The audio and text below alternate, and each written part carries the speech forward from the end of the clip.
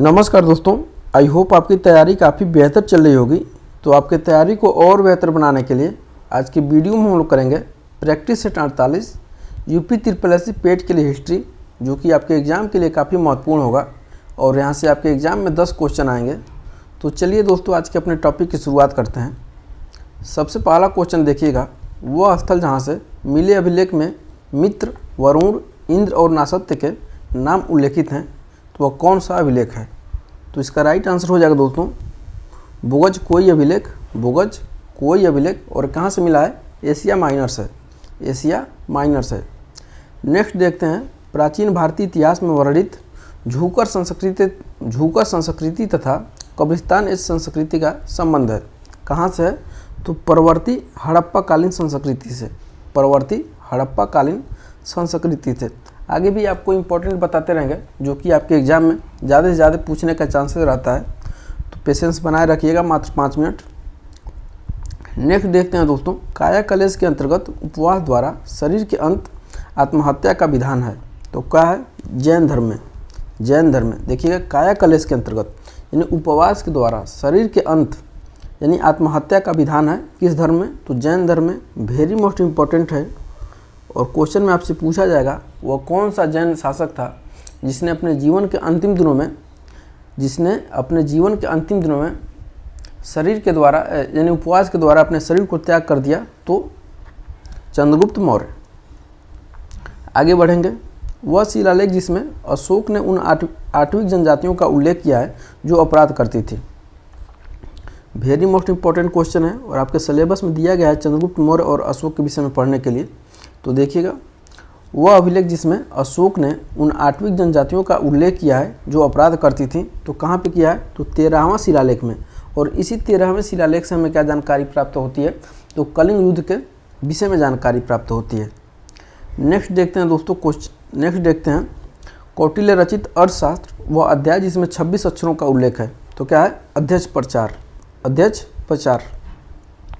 आगे बढ़ेंगे, वह जैन ग्रंथ जिसमें तोरमार नामक शासक द्वारा चंद्रप्रभा नदी के तट पर पवैया नामक स्थान पर शासन करने का उल्लेख है। तो कौन सा जैन ग्रंथ है? तो कुबले माला। ऐसे आपसे क्वेश्चन में इतना डीप नहीं पूछा जाएगा, लेकिन आपसे पूछा जाएगा कि जैन ग्रंथ कुबले माला क्या है। ऑप्शन मिलेगा आपको जैन ग्रंथ, बौद्ध ग्रंथ, बाकी 2 ऑप्शन और मिल जाएगा, तो घबराएंगे नहीं। देखते हैं अगला, प्राचीन महाजनपद मगध की राजधानी क्या थी? जो राजधानियाँ हैं 6वीं शताब्दी ईसा पूर्व में 16 राजधानियाँ, 16 महाजनपद और उसकी राजधानियाँ, इसको आपको याद करना है। वहीं से क्वेश्चन पूछा जा रहा है। तो मगध की राजधानी जो थी दोस्तों, गिरिब्रज और राजगिरी, गिरिब्रज या राजगिरी। आगे बढ़ेंगे, भारत में गांधी जी का वह प्रथम सत्याग्रह आंदोलन जिसमें उन्होंने सविनय अवज्ञा का प्रचार किया था, वो कौन सा आंदोलन था? तो चंपारण सत्याग्रह। नोट लगाएंगे इसके आगे। और चंपारण सत्याग्रह हुआ कब था? तो 1917 में। आगे लिखते हैं इसके, 1917 में हुआ था चंपारण सत्याग्रह। आगे देखते हैं अगला क्वेश्चन, वह मध्यकालीन भारतीय साम्राज्य जो व्यापक स्तर पर स्थानीय स्वशासन के लिए प्रसिद्ध था, तो कौन था? चोल साम्राज्य। और आपके सिलेबस में भी दिया है स्थानीय स्वशासन यानी पंचायती राज के विषय में दिया है, तो आपको पढ़ना है। आगे बढ़ेंगे, यह गुप्त वंश से संबंधित क्वेश्चन है और काफ़ी इंपॉर्टेंट है। स्कंदगुप्त की सक्रोपम उपाधि का उल्लेख मिलता है कहाँ से? तो कहोम अभिलेख में, कहोम अभिलेख से। नेक्स्ट देखते हैं, दिल्ली सल्तनत के अंतर्गत इक्ता प्रणाली। देखिएगा, दिल्ली सल्तनत के अंतर्गत इक्ता प्रणाली सैन्य व्यवस्था और मुद्रा प्रणाली को सुव्यवस्थित करने का श्रेय दिया जाता है तो इल्तुतमिश को। जैसे ई से इक्ता मिलेगा, ई से इल्तुतमिश मिलेगा। आंख बंद करके क्वेश्चन लगाइएगा, एकदम राइट आंसर होगा, कोई दिक्कत नहीं है। आगे बढ़ेंगे, दक्षिण भारत में चिश्तिया संप्रदाय के संस्थापक थे। दक्षिण भारत में चिश्तिया संप्रदाय के संस्थापक थे, तो कौन थे? शेख बुरहानुद्दीन गरीब, शेख बुरहानुद्दीन गरीब। आगे देखते हैं, मध्ययुगीन इतिहास का वह पहला युद्ध जो जल एवं थल दोनों पर लड़ा गया था। तो घाघरा का युद्ध जल एवं थल दोनों पर लड़ा गया था 5 मई 1529 ईस्वी में। ये किसने लड़ा था? तो बाबर के द्वारा लड़ा गया था घाघरा का युद्ध। नेक्स्ट देखते हैं दोस्तों, भूमि मापन हेतु गज ए सिकंदरी का प्रचलन करवाया था। भूमि मापन हेतु गज ए सिकंदरी का प्रयोग करवाया था? वेरी मोस्ट इंपॉर्टेंट क्वेश्चन है। किसने? तो सिकंदर लोदी ने। सिकंदर लोदी ने। इससे वेरी मोस्ट इंपॉर्टेंट और आ गया क्वेश्चन, दीन ए इलाही स्वीकार करने वाला, दीन ए इलाही स्वीकार करने वाला एकमात्र हिंदू था, एकमात्र हिंदू था तो कौन थे? तो बीरबल थे। आप काफ़ी कहानियाँ सुने होंगे अकबर और बीरबल की कहानियाँ। आगे बढ़ेंगे। डोमिंगो पायस कृष्णदेव राय के शासनकाल में भारत आया, वह था। यानी क्वेश्चन में आपसे पूछा जा रहा है जो डोमिंगो पायस था कृष्णदेव राय के शासनकाल में आया था, वह कहाँ का निवासी था? तो पुर्तगाली निवासी था या पुर्तगाल का यात्री था। आगे देखते हैं।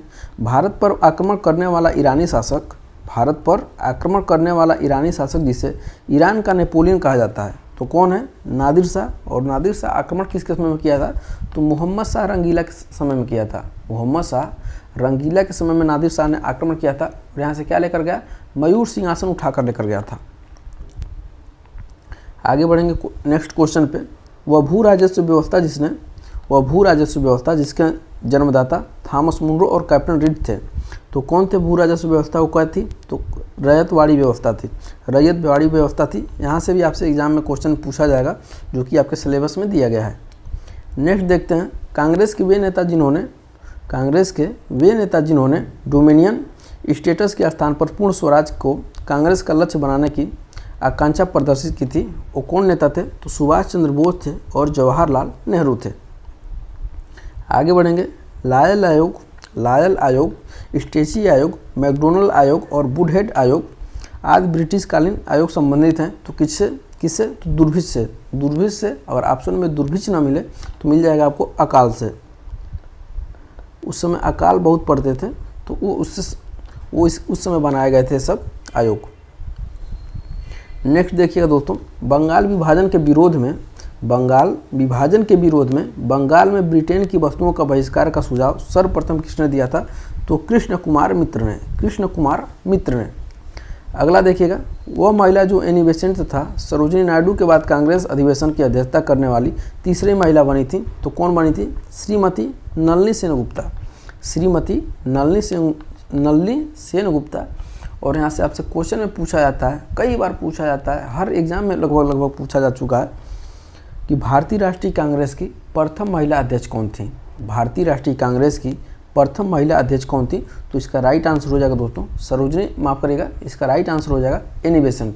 लेकिन यहीं पे आपसे क्वेश्चन में पूछ लिया जाए कि भारतीय राष्ट्रीय कांग्रेस के प्रथम भारतीय महिला अध्यक्ष कौन थी? प्रथम भारतीय महिला अध्यक्ष कौन थी? तो सरोजिनी नायडू 1925 में कानपुर अधिवेशन में कांग्रेस की अध्यक्षता की थी और 1917 में एनी बेसेंट ने कलकत्ता अधिवेशन की अध्यक्षता की थी। आगे बढ़ते हैं। भारत में ब्रिटिश साम्राज्य के विस्तार के लिए सहायक संधि का अनुसरण करने वाला गवर्नर जनरल था। भारत में ब्रिटिश साम्राज्य के विस्तार के लिए सहायक संधि का अनुसरण करने वाला गवर्नर जनरल था लॉर्ड वेलेस्ली। नेक्स्ट देखते हैं। वह गवर्नर जनरल